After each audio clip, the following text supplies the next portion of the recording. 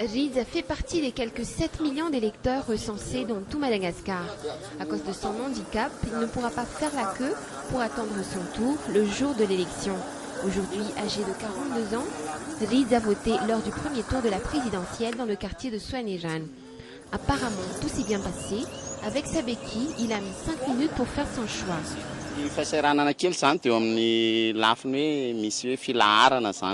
Il y avait eu un léger problème au niveau des fils. J'en ai discuté avec les responsables du bureau de vote pour leur demander à ce que je puisse voter en premier.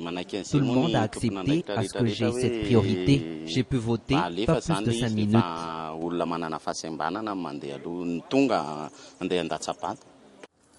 Samuel, lui, se déplace en chaise roulante. Lui aussi avoue n'avoir pas eu de difficulté le jour du scrutin. Il se déplace avec aisance en chaise roulante, même dans les escaliers.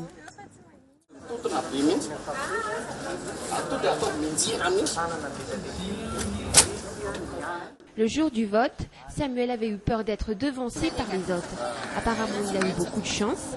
Les membres du bureau de vote lui ont autorisé à voter avant les autres électeurs. J'ai voté, il n'y avait eu aucun problème. On m'a aidé à glisser le bulletin dans l'urne en remontant ma chaise.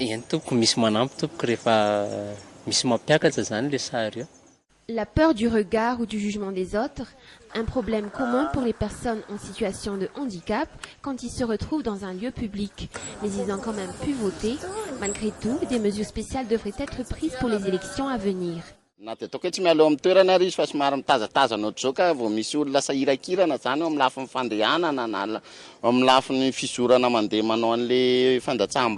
Même si les responsables restent à l'intérieur du bureau de vote, ils peuvent quand même observer de loin et devraient faire passer les plus vulnérables.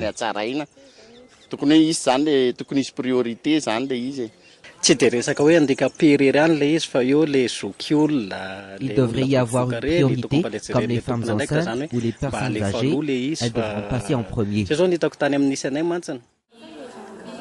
Aujourd'hui, 10% de la population malgache est en situation de handicap, des électeurs qui ont aussi leur choix et qui veulent l'affirmer par la voie des urnes.